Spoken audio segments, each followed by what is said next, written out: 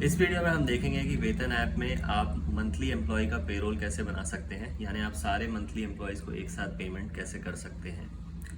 तो यहाँ पर मैंने अपने ऐप में मेन स्क्रीन पर आकर सारे एम्प्लॉयज़ की लिस्ट दिख रही है मुझे, यानी सारे एम्प्लॉयज़ के आगे मुझे दिख रहा है कि उनका एडवांस या उनका खाता मेरे साथ क्या चल रहा है।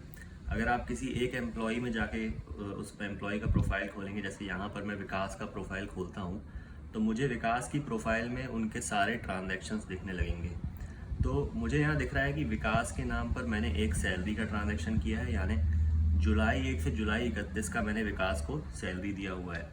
उनकी सैलरी कुछ 7,096 रुपये बनी थी, लेकिन मैंने उनको पेमेंट 8,000 किया है। तो उनको मैंने कुछ 903 रुपये ज़्यादा दिए हुए हैं, तो वो एडवांस में मुझे दिख रहे हैं कि 903 रुपये एडवांस दिए हुए मैंने विकास को। ये तो हो गई हिस्ट्री की बात।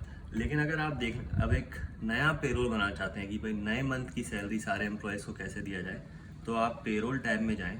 वहाँ पर डेली और मंथली में आप मंथली सेलेक्ट कर दें, क्योंकि आप मंथली एम्प्लॉयज़ को पेरोल देने वाले हैं। और वहाँ पर आप क्रिएट पेरोल बटन दबाएं। उसको करने के बाद आपको दिखेगा कि भाई सबसे पहले ऊपर दिखेगा कि पे पीरियड क्या है। तो जुलाई के बाद अगस्त आता है, तो अगस्त का पे पीरियड आपको दिख रहा है। आपको टोटल पेमेंट दिख रहा है कि भाई सारे एम्प्लॉयज़ को मिला के आपका पेमेंट कितना हो जाएगा इस महीने। हर एम्प्लॉय के आगे आपको दिख रहा है कि उनकी सैलरी कितनी थी, काले रंग में दिख रहा है, और हरे रंग में आपको दिख रहा है कि हर एम्प्लॉय का पेमेंट कितना हो रहा है। आपको पे डेट भी दिख रहा है, जिसे आप चाहें तो एडिट कर सकते हैं। Pay date by default current date होता है, लेकिन जैसे अगस्त की सैलरी आप अगस्त में देते होंगे, जैसे मेरे केस में मुझे पता है कि मैं 5 अगस्त को देता हूँ, तो मैं नीले रंग को दबाकर, नीले रंग की डेट को दबाकर अगस्त 5 सेलेक्ट कर लेता हूँ, जिसका मतलब हो जाएगा कि ये पेरोल पर्टिकुलरली 5 अगस्त को हुआ था। आप चाहें तो एक एम्प्लॉय की प्रोफाइल खोल के ये भी देख सकते हैं कि भाई उसकी सैलरी इतनी बनी क्यों है। तो जैसे मैंने विकास की प्रोफाइल खोल ली, मुझे दिख रहा है अब कि उनकी पे पीरियड दिख रहा है, पे डेट दिख रहा है, उनका एडवांस क्या था इस ट्रांजेक्शन से पहले वो दिख रहा है, कितने दिन एब्सेंट थे इस महीने वो दिख रहा है, उस एब्सेंट के हिसाब से उनकी सैलरी कितनी कटी वो दिख रही है। तो 8,000 उनकी सैलरी थी, लेकिन 2.5 दिन छुट्टी लेने के बाद 7,354 रुपये कुछ पैसे उनकी सैलरी हो गई है, और पेमेंट बाय डिफ़ॉल्ट सैलरी से मैच करता है। आप अगर चाहें तो उनका अटेंडेंस भी चेंज कर सकते हैं। तो अगर विकास का आपको याद आता है कि यार 17 तारीख को तो मैं उसकी अटेंडेंस लगाना ही भूल गया था, तो आप कैलेंडर आइकन पे क्लिक करें और वहाँ जाके आप 17 सेलेक्ट कर लें और उनका एब्सेंट मार्क कर दें। जैसे मुझे याद आ गया कि मुझे उनको एब्सेंट मार्क करना है। आप अंदर जाकर उनका पेमेंट भी चेंज कर सकते हैं, यानी आपको उनको कम ज़्यादा देना है, सैलरी कुछ बनी लेकिन आपको उनको पेमेंट कम ज़्यादा करना है उनके पुराने खाते के हिसाब से, तो आप वो कर सकते हैं। जैसे मुझे पता है कि विकास ने 903 रुपये एडवांस ले रखा है, तो मैं उनकी पेमेंट कम कर देता हूँ, तो बेसिकली थोड़ा सा पैसा उनसे वापस ले सकता हूँ उधारी का।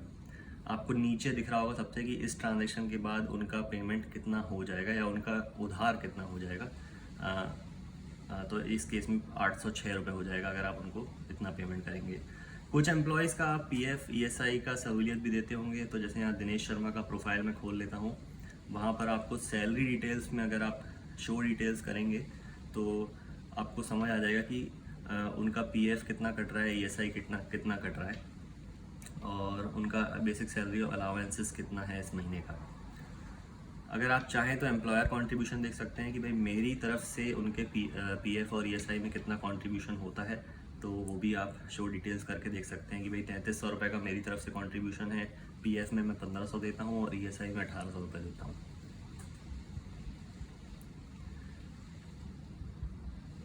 इतना करने के बाद अगर आपको लगता है कि यार कुछ एम्प्लॉयज़ को पैसे देने हैं, नहीं देने हैं इस महीने क्योंकि वो गाँव गए हैं या छुट्टी में गए हैं या कुछ भी कारण है, तो आप ऐड रिमूव पेरोल कर सकते हैं। वहाँ पर अगर आप किसी एम्प्लॉयज़ के आगे माइनस बटन पे सेलेक्ट करेंगे, तो बेसिकली आप बोल देते हैं कि ये एम्प्लॉय को इस पेरोल में इंक्लूड नहीं करो।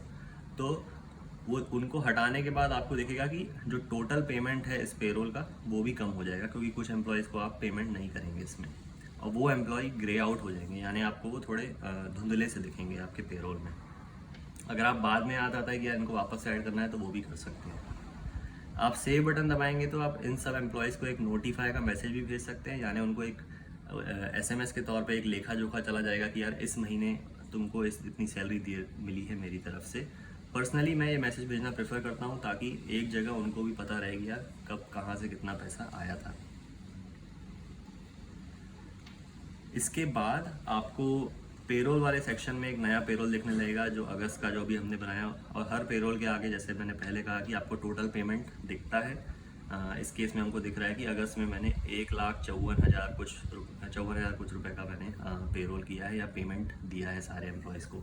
आप उसको सेलेक्ट करेंगे तो वापस से आपको सारी डिटेल्स दिख सकती हैं कि किस एम्प्लॉय की कितनी सैलरी थी, कौन इस पेरोल में इंक्लूडेड था, जो इंक्लूडेड नहीं था वो थोड़ा डार्क आउट या ग्रे आउट हो जाएगा, और आपकी आप चाहें तो और डिटेल भी खोल के देख सकते हैं।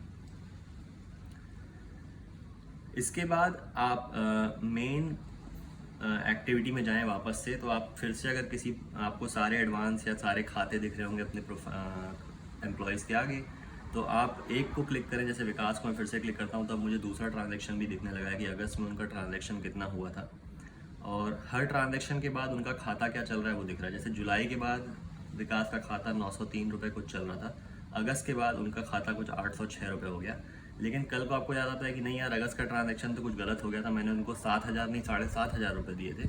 तो आप ट्रांजैक्शन खोल के 3 मिनट में एडिट ट्रांजैक्शन करें, और वहाँ पर आप उनका पेमेंट अपडेट करके 7,000 से 7,500 कर दें मान लेते हैं।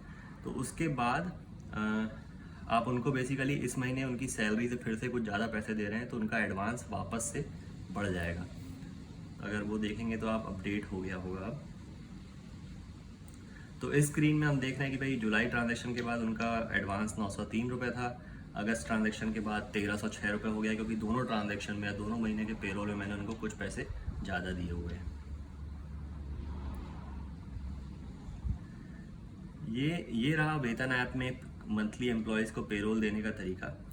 वेतन ऐप में मंथली पेरोल की सहूलियत ये है कि आप सारे एम्प्लॉयज़ जो सारे मंथली एम्प्लॉयज़ हैं उनका पेरोल आप एक बार में लिख सकते हैं, बशर्ते आप किसी कॉपी किताब में अगर लिखते होंगे तो आपको एक एक एम्प्लॉय का एक साथ करना पड़ता होगा।